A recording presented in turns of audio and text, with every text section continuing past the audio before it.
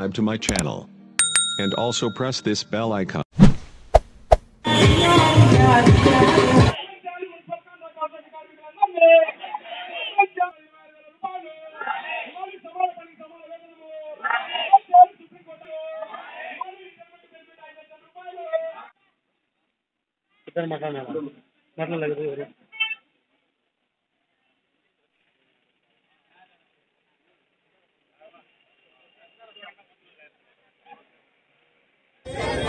సమాన పనికి సమాన వేతనము సమాన పనికి సమాన వేతనము ఇవాళ నేటి ధర కనుక కనీస వేతనం 26,000 రూపాయలు ఇవాళ కనీస వేతనం 26,000 రూపాయలు ఇవాళ కనీస వేతనం 26,000 రూపాయలు ఇచ్చిన హామీలను అమలుపరచాలి అమలుపరచాలని రాష్ట్ర ప్రభుత్వం అమలుపరచాలని రాష్ట్ర ప్రభుత్వం రాష్ట్ర ప్రభుత్వం పారిశుద్ధ్య కార్మికులు ధర్నా చేసేటంత వరకు ప్రభుత్వము రానివ్వడం అనేది శోచనీయం. ఎందుకంటే ఈ పట్టణం ఇంత పరిశుభ్రంగా ఉంచుతున్నారంటే దానికి కారణం మీరు. మేమందరం కూడా ఈ పట్టణంలో మంచి పరిశుభ్రతలో వచ్చి మేమందరం పట్టణంలో నాణ్యత పద్ధతుల్లో అన్ని రకాల మేము వచ్చినప్పుడంతా కూడా సిగరెట్ ముక్కలు వేయడము, ఏదైనా కూడా తినుబండ వాళ్ళు తిరిగి తాగేయడము, మలమూత్రాలు విసర్జించడము, ఇవన్నీ కూడా రకరకాలైన ప్రభుత్వ ప్రజలందరూ కూడా ఇక్కడన్నీ ఉదయం నుంచి సాయంత్రం నుంచి చేస్తామంటే అవన్నీ పరిశుభ్రం చేసే మీరు చేస్తూ ఉండాలి.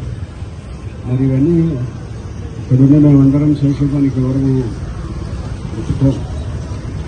కానీ అటువంటి దుర్భరమైన పరిస్థితుల్లో మీరు చేస్తామంటే దానికి మీకు అందరికీ చేతులు తింటాం. ఇంత పరిశుభ్రంగా ఉంచే ప్రభుత్వ పట్టణాన్ని మీరు చేయగలుగుతున్నారనే దానికి మేమందరం సంతోషించాలా. మీకందరికీ ఎంత జీతం అనేది కూడా ఇవ్వాలి.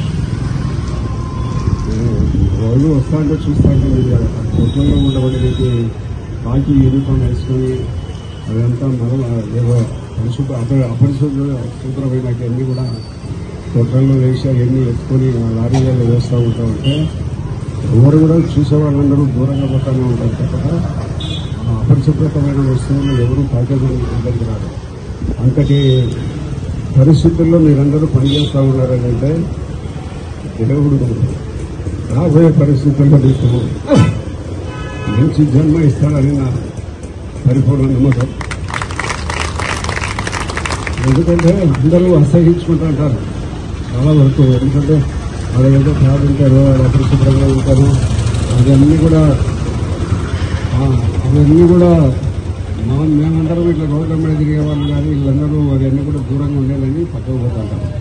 అటువంటి అపరిశుభ్రతనంతా కూడా మీరు శుభ్రం చేసి పట్టణాన్ని చాలా అపరిశుభ్రతను కలిగించి మంచి వాతావరణాన్ని కలగజేసి మీకు అందరికీ కూడా చేతులు ఎత్తి ధనం పెట్టి మీకు అందరూ కూడా ఈ పట్టణాన్ని ఇంత పరిశుభ్రంగా ఉంచబడిన దానికి మీకు అందరూ కూడా ధన్యవాదాలు తెలియజేస్తూ, ఏ ప్రభుత్వం అన్నా కానీ మీరు అడిగిన కోరికలను వెంటనే తీర్చాలి. ఇప్పుడు జగన్మోహన్ రెడ్డి ప్రభుత్వంలో 57 మంది సలహాదారులు ఉన్నారు. ఒక్కొక్క సలహాదారునికి 3 లక్షల రూపాయల జీతం. వాళ్ళు పీకేది లేదు, చేసేది లేదు. ఊరికి నెలకు 3 లక్షల రూపాయల జీతాలు తీసుకుంటున్నారు. గత ప్రభుత్వంలో సలహాదారులు ఏదో 3-4 ఉండేవాళ్ళు. ఈ ప్రభుత్వంలో సలహాదారులందరూ ఊరికి జీతాలు తీసుకుంటున్నారు తప్ప ఏ పని చేయడం లేదు. ఎందుకంటే ఆయనకు అనుకూలమైన మనుషులు ఆయనకు ఏదో గతంలో ఆయన అధికారానికి రావాలని వాళ్ళందరూ కోరుకుంటూ ఉండబడినారు. కాబట్టి వాళ్ళందరికీ ఒక సలహాదారు ఉద్యోగం ఇచ్చి నెలకు 3 లక్షల రూపాయల జీతం తీసుకుంటున్నారు. వాళ్ళకి ఏదో ఒక ఆఫీసు అవన్నీ పెట్టి వాళ్ళందరూ ఒక పిఏలు వాళ్ళందరికీ కార్లు గీర్లు ఇవన్నీ ఇచ్చినారు. ఏమీ వాళ్ళు పనిచేసేది ఏం లేదు. అటువంటి పరిస్థితుల్లో డబ్బులు లక్షల కోట్ల రూపాయలు దుబారా చేస్తున్నారు. ఇక మన జగన్మోహన్ రెడ్డి గారు ఏమైందంటే పాదయాత్ర సందర్భంగా ఎన్నెన్నో వాగ్దానాలు చేసినారు.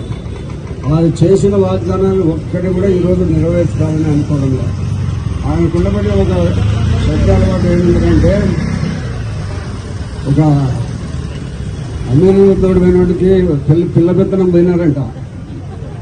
పిల్ల పెత్తనం పోయింటే ఆ ఊర్లో వాళ్ళందరూ అడిగినారంట, ఏమయ్యా మంచి అందరికి పిల్లని ఇవ్వచ్చు కదా అని అడిగితే అందరూ ఆ ఊర్లో వాళ్ళందరూ ఏం పర్వాలేదా ఇవ్వచ్చు వాళ్ళు అన్నారు. అన్ని గుణగణాలు మంచియే కదా అని అడిగింటే అన్ని మంచియే, 2 తక్కువ ఉన్నాయి అన్నారంట. ఆ 33 లక్షణాలలో 2 తక్కువ ఉంటే ఏం లే అని పిల్లని ఇచ్చినారంట. కొంతకాలానికి మళ్ళీ ఏమయ్యా నువ్వు అబద్ధం అన్ని మంచియే అని మేము 2 తక్కువ ఉన్నాయి కదా అని చెప్పినాం కదంటే ఒకరు చెప్తే వినడు, ఆయన అంతగా తెలుసుకోడు. మన జగన్మోహన్ రెడ్డి గారు కూడా అంతే, ఒకరు చెప్తే వినడు, ఆయన ఎంతగా ఆయన తెలుసుకోడు. అట్లా పరిపాలనలో మనకు ముఖ్యమంత్రి గారు ఉన్నారు కాబట్టి ఎవరి మాట వినడో ఆయన అంతకైనా తెలుసుకోడు. అటువంటి దుర్మార్గమైన పరిపాలనలో మనం ఉండవు. మరి ఆయన పాదయాత్ర సందర్భంగా ఎన్నో వాగ్దానాలు చేసినాడు. ఆ చేసిన వాగ్దానాల్లో ఏవి కూడా నెరవేర్చడం లేదు. కాబట్టి మీకు ఇచ్చే జీతము ఆయన హెలికాప్టర్లో వచ్చేదానికి